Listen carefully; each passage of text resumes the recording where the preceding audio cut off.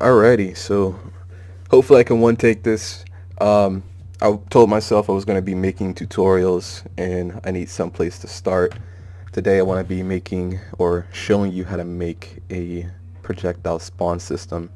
And the cool thing about this is that it'll actually go and spawn a projectile and tell the projectile where to go. So if you have a crosshair, it'll actually fire towards the crosshair. We'll actually show you how to make that work. And this is also something that you can use outside of the player blueprint. So if you have like things like turrets or you want to set it up so AI has it, I'm going to show you how to do that. First things first, this is the blank project. I didn't even save the map yet. Basically, haven't done anything to this yet. I'm going to be making everything from scratch. Alright, so first things first, we're going to come up to blueprints. In project settings, we're going to go to game mode, and I'm going to create a new game mode and just create a game mode. I'm going to name this basic game mode, and that's it. Basically, these are the classes right here that we're going to start populating the game mode with, but we don't need to worry about most of those. I'm going to go back to project settings. Here we already have the game mode assigned. We're going to go to pawn, and I'm going to create a pawn. I'm going to create a default pawn.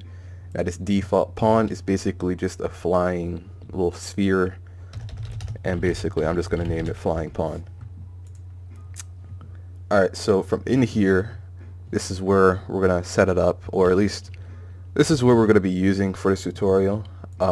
This will work with any sort of capsule pawn or anything, really. It can even just be a camera, a flying camera.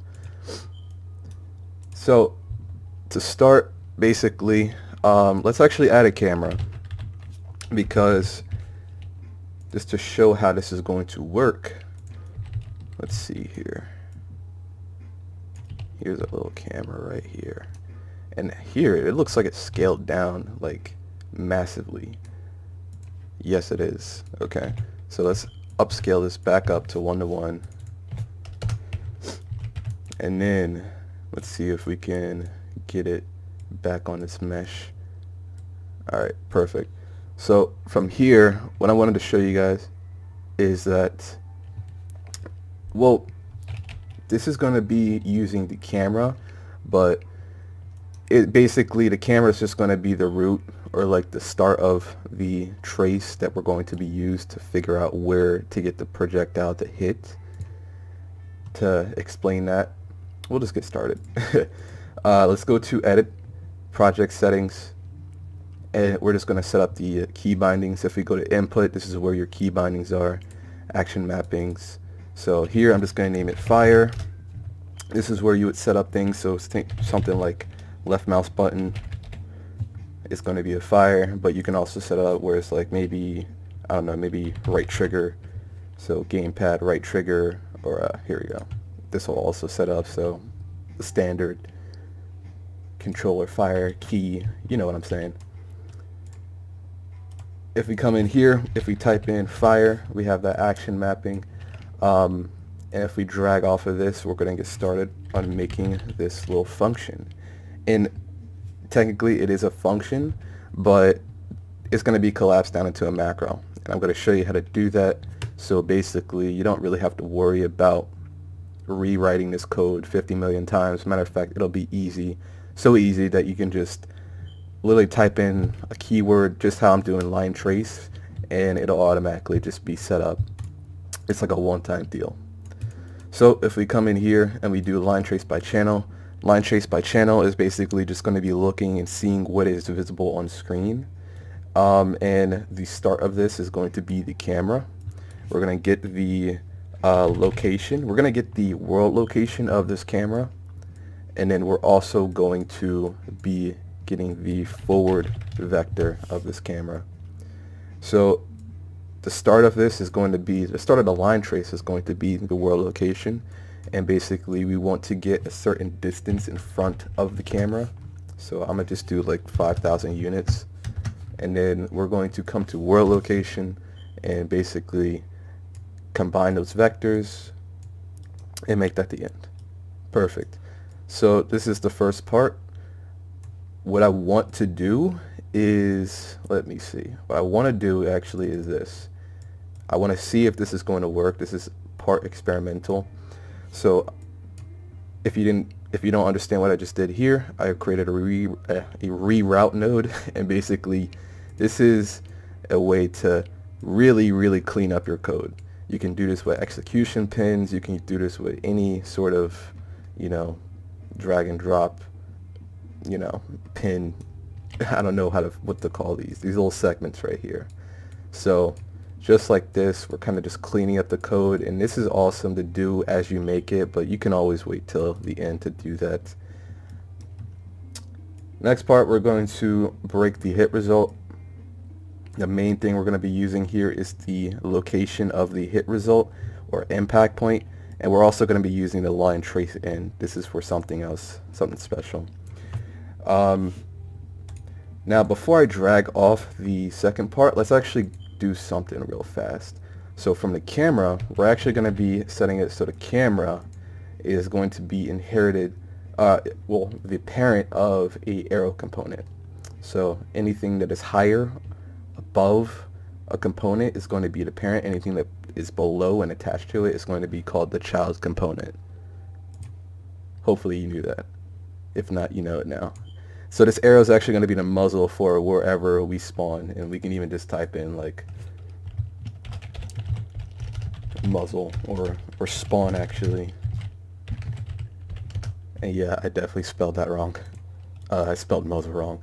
But basically we're going to get the world location of this and just leave it for now. Alright, so we actually need a projectile to spawn. So let's actually come in and spawn that. And while we're at it, let's actually just start organizing these. Organization makes everything a lot easier, especially in Unreal. And basically, let's just name you player, and I'll maybe create a character folder later down the line and drag and drop you in there. We're going to right click, and we're going to come to blueprint class. We're going to come to actor. I'm going to just name you BP underscore basic projectile. Coming in here, all we're going to do is we're going to, one, get a projectile movement, and then for this default scene root, I'm going to be using a sphere. Let's replace that and make that the root. And I like to add a few things, and this is part of what makes Unreal so cool and something that other tutorials don't really mention. So if you come to construction script, I'm going to drag out the sphere. And really the sphere is actually just a mesh component. You can even see static mesh component object reference. It's just named sphere. So actually I'm just going to name you mesh. So let's say you have a bullet mesh. We're going to drag off here, and we're just going to type in scale, set world 3D scale. And here, this is a little vector component. This is relative to how this is scaled. So think of 1 to 1 to 1. Right now this is set 1 to 1 to 1. Really, because I don't like my objects to be deformed, but you can also play around with this all you want. I'm going to just type this and convert it to a float. Kind of working backwards with it though. And an easy way to just create a variable that you need is just to right click on the pin or input pin and promote the variable. So I'm just going to name you size. And so from there, we're not going to compile just yet. I'm going to drag off the projectile movement component. From here, we're going to type in speed, and if we get set max speed, and I'm also going to set the initial speed. Let's see. And basically just set that to whatever the max speed is. And I'm also just going to right click on this and just type in speed. Awesome. So we compiled it. The default speed I'm going to make 2500, and for the size we're just going to need this as a scale of 1. And the next thing we're going to do, and this is the cool part, we're going to make these public and also expose these on spawn, and you'll see exactly what this does in just 1 second. So I also want it so these projectiles do a couple or a little bit of damage. So to do that, this mesh right here, we're going to right click on this mesh, we're going to go to add event and on component hit. Let's drag off of this execution node and apply damage. So with blueprints, if you don't know where one pin goes to another, you can get the input pin, drag and drop it. I don't know if you can see, but basically anything that isn't compatible is dulled out, and the thing that is compatible is actually glowing up right there. And so we can also alter the damage for this. I'm just going to name it DMG, make it public, and also expose on spawn. And let's basically set you to do just 1 damage. Awesome. So to check out if this works, actually we do need to make some changes to the defaults of this projectile movement. One thing is that I'm going to set the initial speed to 5,000 to 5,000. This is going to change the moment it spawns into whatever speed we actually have it here. So really these are just defaults, and I'm also going to have it so it doesn't get affected by gravity, and I'm also going to make it so it bounces. Perfect. Outside of that, we should be done. To see if it works, let's zoom out here. If we simulate, there it goes. Perfect. And if we want to play with the size here, we can do exactly that. You can see that the sphere is scaling downward. I'm going to make the default maybe 0.25. Alright, so that's it. So we're back in the flying pawn. We're going to drag off the flying pawn, and basically we're going to spawn actor, if I can spell, spawn actor from class. So we're going to create a transform. This transform, we're going to make the transform. The location is going to be over here. It's going to be this world location, whatever the gun muzzle or wherever you want to spawn the projectile. So we're going to, well, let's not jump the gun here. The cheating part here is the rotation. So this is how we're going to make it so the projectile is actually shooting where we're aiming. We're going to drag off a rotation. We're going to type in find look at rotation. The start of it is going to be the spawn, and the target is going to be the location. But this won't work. This will work, but it has a flaw. And I'll actually show you that flaw in just 1 second actually. We're going to come to spawn actor, come to BP basic projectile, and here, because we expose these on spawn, we can actually see these variables right here and adjust them super easily as we want, as fast as we want. We don't have to jump in and basically open in this blueprint and basically go back and forth hard coding or changing variables. It's just right here. So if we jump in, this will work. Just to show where we're actually shooting, we're going to make this line trace visible for maybe 2 seconds or so. And then if we jump in,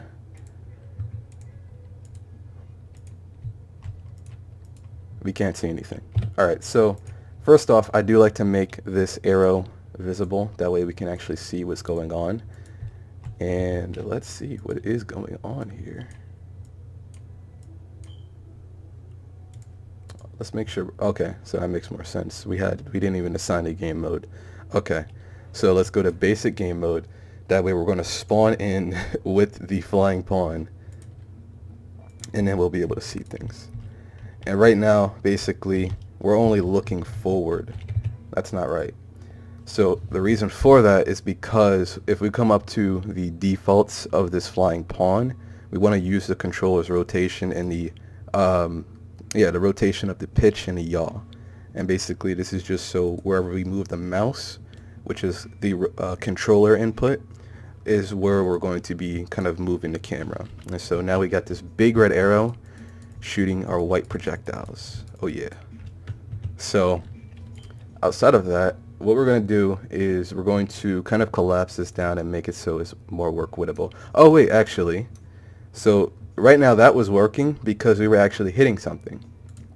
If we jump in here and I actually try and shoot out and up like nowhere, you notice how it actually wants to go to the center of the map. This is what's called the origin. This is like 0, 0 on the map. And if we shoot at nothing, it has nothing to read because it's not reading a return. It doesn't have a impact point. So this is where we're going to debug it and basically type in select. This is the easy way to do it. You can use an if statement, but select is like life-saving material. It makes things a lot easier. Learn to use these, by the way. I mean, these come in real big handy. We're going to use the blocking hit. This is going to say, hey, we hit something or we didn't hit something. If we did hit something, we're going to just use the line trace. If we did hit something, we're going to use the location, and that should fix it. So now if we shoot out to nowhere, it's actually traveling out to at least the end of the line trace, and even if we hit something, it's going to travel exactly where we're hitting. Alrighty, so outside of that, let's see. What I'm going to do is I'm going to add some reroute nodes, and then what we're going to do is, let's see here, let's pull you down here, and we're going to add even more reroute nodes, and we're going to pull everything over to the left side, because this is where we're going to make everything sort of a macro and make it so we can use it with other blueprints such as like an AI or a turret. So let me see here. We're even going to get the speed. Let's type in RER for a reroute node.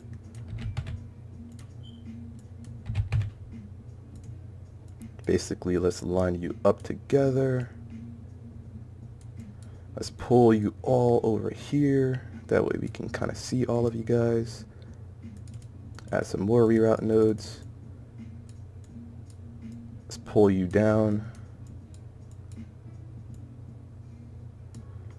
Perfect. Gotta have symmetry, yo. Alright, so basically, let's add another set of reroute nodes, and basically let's pull you up so you guys are all over in this side. Awesome. So what we want to do is actually, we're not going to just collapse this. The easiest way to do this is to highlight this and then right click, and we can collapse it down to a function, to a macro. We can't collapse this down to a function. It may work, but it's not the best way of doing things. And actually, lastly, what I want to do and show you guys is actually, let's go back to this projectile. Let's go back to basic projectile. And like I said, this is just a mesh. It was originally named sphere, but we can have it so we can change whatever the projectile is. And because we're only just affecting the scale of it, it can be anything. So let's actually have it so this is actually something that we can set on spawn. So if we type set static mesh, if I can spell, it's way too early. It's 8:39 in the morning for some reason. I'm making this tutorial. Let's use some reroute nodes just to make that look all neat and pretty. So a couple key bindings. One thing you can use if you have a bunch of nodes or you just kind of are too lazy to re-drag and drop something, if you hold out control, you can grab an input node or even output nodes and kind of move it from one node to another. For now, we don't need that. Another key binding that is really handy to use is also using the Alt key. Maybe you just don't want to, press on something and drag it off. Holding it on Alt also disconnects a key. Awesome. So here we're going to promote this, and this is going to be static mesh. Make you public and also expose you on the spawn. So right now we have, oh, okay, I thought I did that. Basically, we don't have a default mesh anymore. If we come back, you can see that it's actually gone, and it actually doesn't appear here, and that's because the component that we used in here, the sphere, is actually part of the engine content. You can even see it in here. I can't put my mouse over it, but it even says latest INT engine content types, static mesh. To see that, if we come down to view options, show engine content, and then we just type in sphere or just scroll down to sphere, we want to grab one of these spheres. So right here, this one is actually 320 across. We want the one that's 100 by 100. Alright, so that's going to be the default. Now you can even see it even helped itself over here. All we're going to do is just basically set it up so everything over here is just leading back to some sort of point over on this side. Alrighty, so now we're going to highlight this, and I'm just going to copy it. So, cool part about Unreal is that you can basically have function libraries or even macro libraries. If you come to blueprints, here's a function library. It won't work just because I feel like I've tried this before and it was conflicting with the spawning function. Not sure. I'm not sure if it'll work, but at least I know it'll work for a blueprint macro library. If we come in here, just pick it as an actor. I'm just going to leave it as macro library. Actually, let's do it projectile macro library, because we can also change properties or create more projectiles. And actually, let's sort these out. That way we have things like maybe we have a projectile that actually acts in a way a grenade would, you know, basically have physics roll around and then explode. Or maybe we want something that will hit a wall and not bounce. It'll destroy itself. Or maybe it will stick. Basically, we can all have different macros in here. Or we can just set it up so we just use the same spawn thing, the same spawn actor class, and just, you know, make some tweaks to whatever is exposed on spawn. But I like doing it this way. There are multiple different ways to actually make things work. That's not just for Unreal, that's for coding in general. If we paste this in, we have everything here all set up. It doesn't like that we have this because we didn't select anything. Let's just go back to basic projectile, and it clears up everything. But basically everything here is already set. All we have to do is just drag you into the input nodes. So here we have the execution pin. Here, this is for the scene component. All we have to do is set you up. So this is for the spawn, and then let's just drag you all in and then name you as we go along. As you can see, just dragging them in and over this little input basically just creates the input pin for you. So execute, that'll actually get rid of the little tag right there. This is going to be scene, we'll do scene origin, I guess, or we'll just do scene component. I'll just do scene comp. This is going to be the spawn, and actually, yeah, that's going to be a spawn. You can play with the distance. I'm going to just leave it at 5,000 now. And you can basically add that so you can adjust it. Maybe you want to have, maybe you have a more bigger map, but 5,000 is good enough for now. This is for, I think, the size and speed. We're missing one. Yeah, I plugged one in to the same node by accident. Basically, if something's out of order, press these arrows and that'll sort it out. I like having them kind of like just in the same order, so it's like size and then speed and then damage. And then basically just type you in as mesh, and now that's it. We can save it. We can even type in and give it a name, and this is just going to be spawn basic projectile. Alright, so we do need to change some of the defaults on this. So the size back to 0.25, the speed, let's do 2500, and the damage, you can set the damage to whatever you want. We're just going to set it as 1. For the mesh, that's decided basically wherever you call it. So that's the end of that. If we come back to flying pawn, let's disconnect you. If we right click and type in spawn spell, okay, basically spawn basic projectile, this is exactly what we have below. Alright, and basically it's all condensed. But not only is it condensed, we can spawn it from a torrent, we can spawn it from anything. So scene component, let's just use the camera, that takes care of that. The spawn is going to be this, and basically we're going to get world location. This can also be a scene component. Size, speed, and in the mesh, you guessed it, we're going to make it a sphere. And that's it. That really is it. This will work the same way as intended. If you don't believe that we're actually hitting in the center of the screen, let's create a folder, type in widget or widgets. Let's go to user interface, make a widget blueprint. I'm gonna just name it HUD underscore center reticle. And basically we're just gonna create a very, very ugly center reticle here by making it an image that is just 20 by 20 and basically anchoring it smack dab in the center. That's all we need to do. And to assign it, we're going to come back to the flying pawn. On begin play, we're just going to create a widget and set that center reticle. Don't forget to apply it or add to viewport. It will not show if you don't add it to viewport. Basically, you can see that it's shooting exactly where we want. And it's to show that it's actually giving off damage. We're going to do one last extra thing here. Just to show, we're going to name it BP underscore target. And all this is going to be is just a cube. And I'm going to throw a light on it.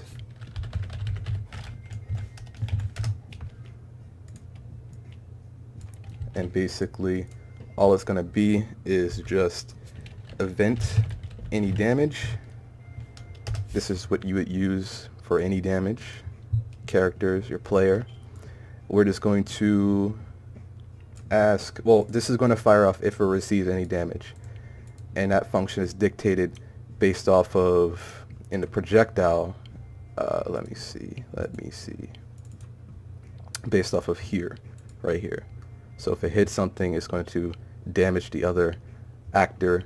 And basically on this side, all I want to do is just basically set it so the light color is just going to turn green for a moment, and then it's going to turn red. Let's just set a delay, and let's just leave it at the default time. Uh-oh, what happened here? Oh, we didn't plug you in. Reroute nodes, don't forget them. And then basically, let's come into, oh, we tried to save here. Let's come into wherever we put that target point. It's facing the wrong way. And basically, yeah, we can jump in, and you can see that it's actually receiving damage. It would not fire off if it was not receiving damage. And that's really it. So you can use this projectile, and let's say, let's be stupid here. Let's say we want to spawn in this projectile from the target point. We'll actually have it fire from the back side of it. So let's actually go to an arrow, just to show you I'm not lying here. Make sure that's actually pinned with this cube. Let's have it face the other way. Awesome.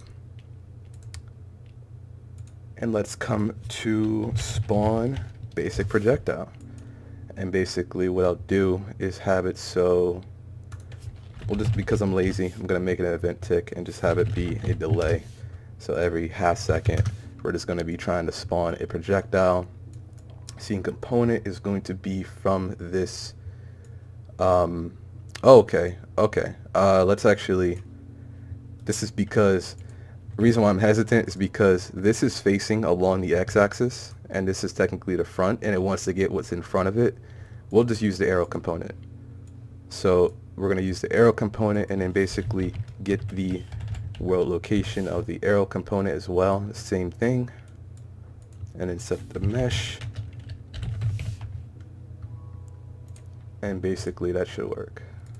So now we can even simulate this and just view this in the viewport. And there you go.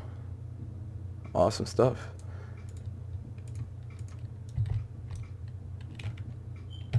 Hope this tutorial helped you guys. Hope you guys learned something new. That's all I really got to show for now. Till next time.